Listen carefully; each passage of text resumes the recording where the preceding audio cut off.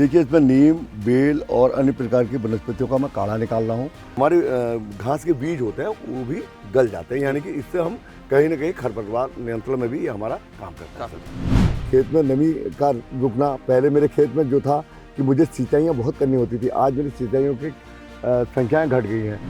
आज जब से हम प्राकृतिक खेती की ओर बढ़े हैं, मेरे खेतों में कितनी तेज़ बारिश हो जाए, 2 घंटे के अंदर सारा पानी मेरी ज़मीन, मेरे खेत अपने अंदर अवशोषित कर लेते हैं। चूल्हे के नीचे आपको राख दिख रही है, इस राख का इस्तेमाल भी मैं अपने खेतों में करता हूँ।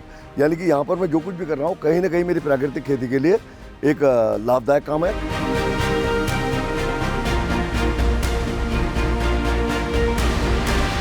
आज गांव जंक्शन का कारवां पहुंचा है नैनीताल की पहाड़ियों की तलहटी में बसे एक गांव देवला मल्ला में। और इस समय जो ये नज़ारा आप देख रहे हैं, हर तरफ ये पहाड़ियां, ये प्राकृतिक सौंदर्य किसी का भी मन मोह लेता है। और इन्हीं पहाड़ियों की तलहटी में जिस गांव में हम हैं, यहाँ पर आज हम आपको खेती का एक अलग ही मॉडल दिखाने जा रहे हैं।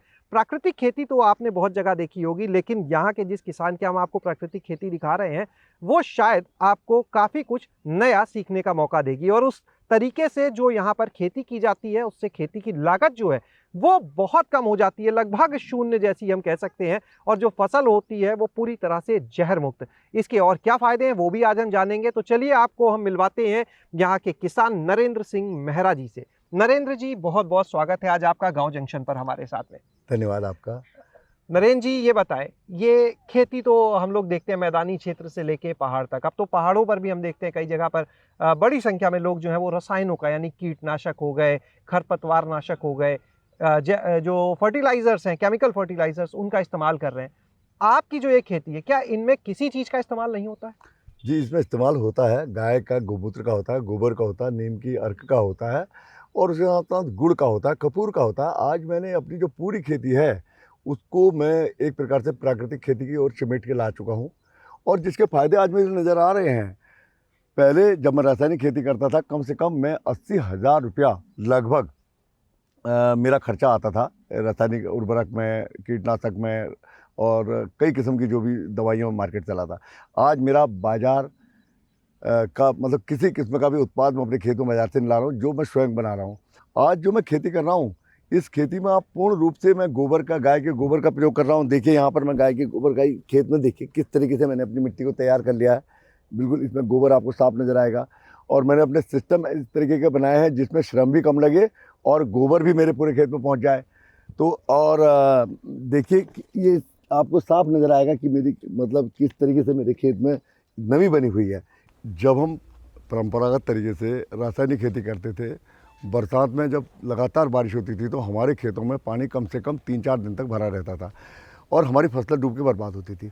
आज जब से हम प्राकृतिक खेती की ओर बढ़े हैं, मेरे खेतों में कितनी तेज़ बारिश हो जाए, 2 घंटे के अंदर सारा पानी मेरी ज़मीन, मेरे खेत अपने अंदर अवशोषित कर लेते हैं।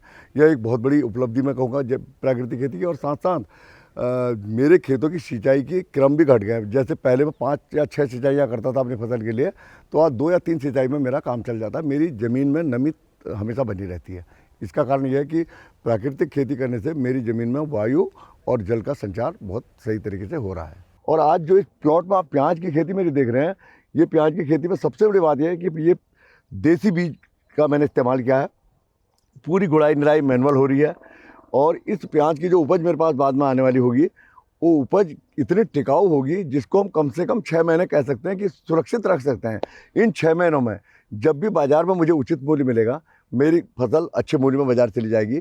तो कहीं ना कहीं ये मान के चलिएगा कि मुझे मेरी जो आदमी कहते हैं कि मुझे मूल्य नहीं मिल रहा, तो मेरा मूल्य का बैलेंस वहाँ आ जाएगा जहाँ मेरी लागत शून्य हो गई है और साथ साथ जहाँ मेरे को अपनी उपज की कीमत अच्छी मिल रही है, वहाँ पर प्राकृतिक खेती मेरे लिए लाभ का सौदा है। यहाँ पर कुल कितने क्षेत्रफल में आप अभी खेती कर रहे हैं? देखिए सर, मैं इस समय लगभग 55 बीघा ज़मीन में अपनी खेती कर रहा हूँ। इस 55 बीघा में ये समझिए कि ये जो प्लॉट है मेरा, 2 एकड़ मैंने गेहूँ बोया हुआ है। यानी 55 बीघा अगर हम यहाँ का बोलें, इस क्षेत्र का बोलें, तो लगभग 9 एकड़ हो गया। लगभग इतना ही होगा। तो इसमें मैंने 2 एकड़ में अपने गेहूँ बो रखे हैं। 2 एकड़ गेहूँ बोने के बाद मैंने 1 एकड़ में अपनी प्याज बोई हुई है। उस एकड़ प्याज के बाद लगभग 3.5 बीघा के आसपास मैंने अपना मॉडल खड़ा किया है जैविक खेती का, प्राकृतिक खेती का।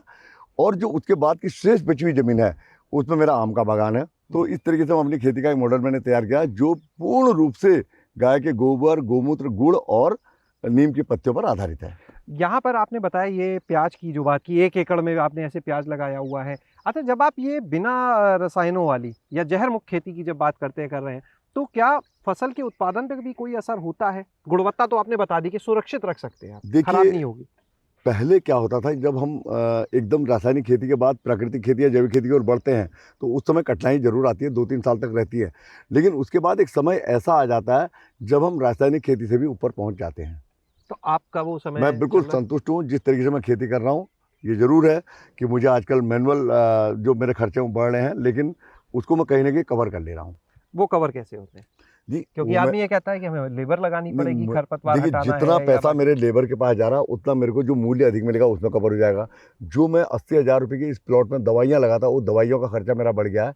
और खुरपी लगाने से फ़ायदा क्या है कि जो इससे निकला हुआ अपशिष्ट है, ये अपशिष्ट फिर मेरे पास, मैं इस अपशिष्ट को डिकम्पोज़ करके और उसको ऑर्गेनिक मैन्योर के रूप में तैयार करके अपने खेत का कार्बन बढ़ाने के रूप में फिर मेरे खेत में खाद के रूप में आ जाता है। तो मेरे को कहीं पे भी किसी किस्म का कोई मैं उसे लॉस नहीं समझता। अच्छा, यहाँ पर अब जितनी चीज़ें आप दिखा रहे हैं, हम देख रहे हैं सैफ असली का भी एक मॉडल जो अभी आप बोल रहे थे, हम देख रहे थे जी, कि एक ही जगह पे हमने देखा आपके स्वीट कॉर्न भी लगा हुआ है, वहाँ पे गेहूँ भी लगा है, वहाँ पे धनिया भी था, जी। वहाँ पे अलसी भी थी, इतनी सारी फसलें एक जगह पे थी। तो ये कॉमर्शियल है कि अपने घर के इस्तेमाल के लिए? जी, ये मेरा जो एक सब्जी का प्रदर्शन है, ये प्रदर्शन के लिए मैंने किया है। यहाँ पर मेरा लहसुन लगा हुआ है। लहसुन की जो मीण है, इन मीणों पर मैंने धनिया लगाया हुआ है। और इसके साथ-साथ जो आपको ये दिखाई दे रहा है, ये मेरा अलसी है। अलसी जो है हमारा ओमेगा 3 का बहुत बड़ा स्रोत है। इस तरीके से मैंने इनको आपस में इसलिए बो रखा है, क्योंकि प्रकृति के साथ जो हमारी फसलें होती हैं, उनके बड़े रिलेशन होते हैं, वनस्पतियों के आपस में रिलेशन होते हैं। उन रिलेशन को भी हमें बनाना होता है, क्योंकि आमतौर पर अगर हम एक ही फसल को लगातार लगा लेते, एक फील्ड में लगाते हैं, तो उसके दुष्परिणाम भी होते हैं। लेकिन ये मेरा एक अलग से मॉडल है, क्योंकि इसको मैं सहफसली खेती भी कह सकता हूँ। इसमें बहुत अच्छी मेरी ये अलसी हुई है। और ये जो धनिया है, लगभग धनिया तो कंप्लीट हो चुका है।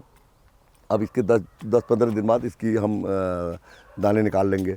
और ये जो भी है आपको मैंने अभी बता ही दिया, ये बिल्कुल प्राकृतिक रूप से मैं यहाँ पर कर रहा हूँ। जो यहाँ पर आपके पास मॉडल है पूरा प्राकृतिक खेती का, जी। एक बार आपके साथ हम चाहेंगे आप वो चलिए और हमारे जो दर्शक, जो किसान भाई आपको देख रहे हैं, उनको भी बताइए कि आखिर ये प्राकृतिक खेती जब अपने संसाधनों से करनी है, तो उसमें क्या-क्या नया जोड़ा जा सकता है, किस तरह से आप यहाँ पर करते हैं? एक बार आपके साथ चल के देखा जाए और दिखाया जाए किसान भाइयों को भी। तो देखिए, इस समय हम अब पहुँच गए हैं खेती के इस मॉडल का जो प्रमुख हिस्सा है, यानी जो प्राकृतिक तरीके से इस खेती की ज़रूरत को पूरा किया जाता है, वो दिखाते हैं कैसे होती है। तो ये आप देख सकते हैं यहाँ पर अर्क बनाया जा रहा है। नरेंद्र जी, ये बताइएगा, ये क्या आप अभी तैयार कर रहे हैं यहाँ पे? देखिए, इसमें नीम, बेल और अन्य प्रकार की वनस्पतियों का मैं काढ़ा निकाल रहा हूँ। प्राकृतिक खेती में होता क्या है कि हम लोग कहीं पर भी कीटनाशक का प्रयोग नहीं करते हैं, और मैं इसे कीटरोधक कह रहा हूँ। और ये जो आपको यहाँ पे एक चूल्हा दिख रहा है, इस चूल्हे में कुछ पत्तियाँ आपको दिख रही हैं, ये नीम की सूखी हुई पत्तियाँ हैं। और इसके साथ साथ मैंने बेल भी इसमें डाले हुए हैं। मेरे बगीचे में बेल जो गिरती है, और बेल बहुत बेहतरीन चीज़ है।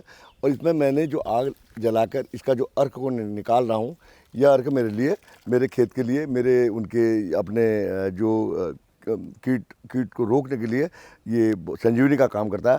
साथ साथ इसका एक खास बात यह है कि जो इसका ये अर्क है, ये अर्क हमारे कीड़ों को रोकने के साथ साथ हमारे पौधों को पोषण भी देता है। और सबसे बड़ी बात यह है कि सर, ये जो आपको ये बर्तन दिखाई दे रहा है, ये तांबे का बर्तन है। इस बर्तन में उबलने के बाद हमारी फसल को अगर कॉपर की ज़रूरत पड़ती है, तांबे का है तो कॉपर की ज़रूरत पड़ती है, तो कॉपर की कमी को भी पूरा करता है। चूल्हे के नीचे आपको राख दिख रही है, इस राख का इस्तेमाल भी मैं अपने खेतों में करता हूँ। यानी कि यहाँ पर मैं जो कुछ भी कर रहा हूँ, कहीं ना कहीं मेरी प्राकृतिक खेती के लिए एक लाभदायक काम है। आपको यहाँ पर ये कुछ हरी पत्तियाँ दिख रही हैं, इनको यहाँ की भाषा में भटार कहते हैं। ये अपने आप में कड़वा पौधा होता है। इसकी बहुत इसका जो टेस्ट है बहुत कड़वा है। जब हम इसका इस्तेमाल भी अपने इसमें गलाने में करते हैं, तो ये हमारी फसलों के लिए बहुत ही मतलब फ़ायदेजनक होता है इसके स्प्रे को। लेकिन एक बात यह है कि हम लोग इसका स्प्रे नियमित रूप से करते हैं, यानी कि 7-7 दिन के अंदर अंतराल में हमें लगातार करना होता है, तो हमारे खेत में कीट कहीं दिखेंगे ही नहीं। और ये मुफ्त की चीज़ है, इसमें किसी किस्म का कोई खर्चा नहीं है। हाँ, इसमें ज़रूर 100 ग्राम मैं कपूर डालूँगा। कपूर जो पूजा वाला कपूर होता है, और उस कपूर को भी इसमें जब घोल लूँगा और इसका स्प्रे करूँगा। स्प्रे करते समय फिर मेरे को क्या करना होता है कि जब मैं अपने खेत में स्प्रे करता हूँ, तो 15 लीटर का जो हमारा स्प्रे का टैंक होता है, 15 लीटर की टैंकी जो होती है, उसमें हम 12 लीटर पानी डालते हैं। 2 लीटर इसके अर्क को डालूंगा और 1 लीटर गाय के गौमूत्र को डालूंगा।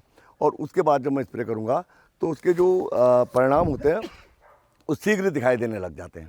तो इस तरह की और भी चीज़ें जो आपके हैं उनको भी हम लोग जान लेते हैं एक बार। जी, ये आपने जो मेरे चूल्हे में नीम के पत्तों का अर्क निकलते हुए देखा था, वह अर्क निकलने के बाद फिर इस ड्रम में आ जाता है। इस ड्रम में मैं यहाँ पे से कलेक्ट कर लेता हूँ। इसको मैं 2 तरीके से प्रयोग कर रहा हूँ। या तो मैं इसको पानी के मतलब उस जो हमारी स्प्रे की टैंकी होती है उससे इस्तेमाल करता हूँ। और दूसरा, जब मेरे खेत अगर मेरे को इसे जड़ के थ्रू देना है तो ये मेरे 1 एकड़ खेत के लिए पर्याप्त है, 200 लीटर। 200 अब लीटर। मैं क्या करूँगा, जब मेरे गूल से सिंचाई का पानी जाएगा तो मैं गूल में इस पानी को बहाना शुरू कर दूंगा। गूल में इस पानी को बहाना शुरू कर दूंगा और जब तक कि मेरे 2 एकड़ खेत की सिंचाई होगी ये पूरे खेत में फैल जाएगा। इससे मेरे को 2 फायदे होने वाले हैं। एक तो मेरी जो मृदा है उसका स्वरूप बहुत अच्छा हो जाएगा और दूसरा ये जड़ों के माध्यम से मेरी फसल को पोषण देगा। सर, पूसा का डिकम्पोजर है जी। और इसका इस्तेमाल हम क्या करते हैं, जितने भी हमारे कृषि अवशिष्ट होते हैं, मैं अक्सर देखता हूँ लोग क्या करते हैं, जब पतझड़ होता है पूरे बगीचे के पत्तों को इकट्ठा करके उसमें आग लगा देते हैं। लेकिन मेरे वहाँ माचिस किसी पत्ते में नहीं पड़ती, क्योंकि प्रकृति ने अगर जगह जगह ढेर लगे हुए हैं। जी जी जी अगर प्रकृति ने एक भी पत्ता गिराया है ना, जब पहले बनाया है, वो पेड़ को ऑक्सीजन देने का काम कर रहा, हमें ऑक्सीजन देने का काम कर रहा। उसके बाद जब वो ज़मीन में गिर रहा तो उसका मकसद क्या है कि हमारे ज़मीन के जीवाश्म को बढ़ाना। अगर हम उसे माचिस से जला देंगे तो ख़त्म हो जाएंगे। तो जब वो हमारी ज़मीन में सड़ेगा, गलेगा, तो हमारी ज़मीन के कार्बन को बढ़ाएगा। उसको हम क्या करते हैं कि इस जो हमने पूसा का डिकम्पोजर बनाया है, ये पूसा का डिकम्पोजर हम लाए हैं। उसके बाद हम इसको क्या कर रहे हैं, इस ड्रम में 200 लीटर पानी है और 200 लीटर पानी में हमने 2 किलो गुड़ इसमें अभी ऐसे ही रखा है मैंने। अच्छा, ये इसमें से पानी जो है वो रिश्ता जा रहा है। ये गुड़ इसमें घुल जाएगा। जिस दिन ये पूरा घुल जाएगा उस दिन फिर हम इसको पंप से पूरे में फैला देंगे और उसके बाद इसमें पट्टी लगवा देंगे। अगर हम इसका जुताई करने के बाद इसको स्प्रे करके फिर पानी से सिंचाई कर देते हैं तो क्या होता है कि जो हमारे घास के बीज होते हैं वो भी गल जाते हैं। यानी कि इससे हम कहीं ना कहीं खरपतवार नियंत्रण में भी ये हमारा काम करता है। तो आज आपने यहाँ पर खेती के इस पूरे मॉडल को देखा कि कैसे यहाँ पर प्राकृतिक खेती की जा रही है और कितनी सारी फसलें यहाँ पर ली जाती हैं और लगभग फसलें जो हैं वो देसी बीज से तैयार होती हैं। एक बार फिर से रुक करते हैं नरेंद्र जी का। नरेंद्र जी, ये बताइए कि ये पूरा मॉडल हमने देख लिया, लेकिन अब बात आती है इसके आर्थिक पहलुओं पर भी कि अगर कोई किसान इसे अपनाता है, आर्थिक रूप से उसे इस मॉडल में क्या क्या लाभ होंगे? देखिए, सबसे बड़ा लाभ तो हमें ये होता है कि हम अपने बीजों को खुद तैयार करते हैं, तो हमें बीज पर आधारित बाजार के लिए नहीं रहना होता है। दूसरी बात यह है कि हम लोग जो पारंपरिक जो खेती करते हैं लोग, उनको 80-90 हज़ार रुपये की जो रासायनिक खादें और कीटनाशक वगैरह खेतों में डालते हैं, वो हम पूरी अपनी बचत कर लेते हैं। और जहाँ तक मानव श्रम की बात है, अगर मानव श्रम मेरा इसमें लग भी रहा है तो कम से कम मैं रोज़गार सृजन भी कर रहा हूँ। मैं अपने क्षेत्र के उन लोगों को रोज़गार भी दे रहा हूँ। और ये देखिए, मेरे बगल में प्याज की जो सीड तैयार हो रही है, प्याज की सीड का मैं खुद बीज बना रहा हूँ। जो हज़ारों रुपये का बीज लोग 70-80 हज़ार रुपये एकड़ के हिसाब से लोगों को बाहर से बीज लेना होता है, तो वो बीज के पैसे हम बचा रहे हैं। और कहीं ना कहीं देखिए, गाय के गोबर का हम पूरा इस्तेमाल अपने खेत में कर रहे हैं, तो सारे पैसे हमारे बच रहे हैं। तो मैं यही कहूँगा कि कहीं ना कहीं रासायनिक खेती करने से हमें हमारा आर्थिक पहलू मजबूत हो जाता है, हमें बाज़ार का मुँह ताकने की ज़रूरत नहीं पड़ती है। तो नरेंद्र जी, बहुत बहुत शुक्रिया सारी जानकारी देने के लिए। लेकिन हम चाहेंगे एक बार आप हमारे जो किसान भाई, जो दर्शक आपको सुन रहे हैं, उनको अपना पता ज़रूर बताएं कि अगर कोई आपसे संपर्क करके इस पूरे मॉडल को समझना चाहे तो कहाँ पे उसे आना होगा, प्रैक्टिकल इसका देखना हो कैसे देख सकता है? देखिए, मैं नैनीताल जनपद के जो हल्द्वानी एक शहर है उसमें गांव है देवला मल्ला, जो हल्द्वानी शहर के बिल्कुल नज़दीक है। तो मेरा पता है नरेंद्र सिंह मेहरा, ग्राम देवला मल्ला, पोस्ट कुंवरपुर, हल्द्वानी, जिला नैनीताल, उत्तराखंड। बहुत बहुत शुक्रिया।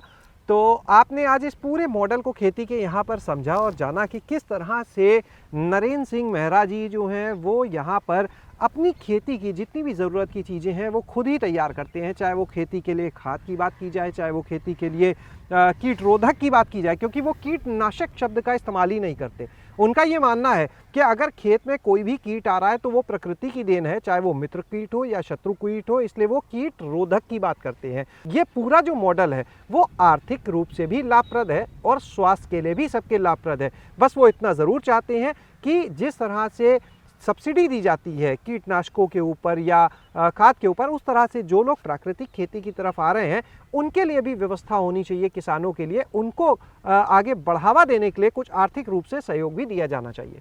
शैलेश अरोरा, गांव जंक्शन। गांव जंक्शन को सभी सोशल मीडिया प्लेटफॉर्म्स पर फॉलो करें। व्हाट्सएप चैनल और जीमेल आईडी पर भी संपर्क साध सकते हैं।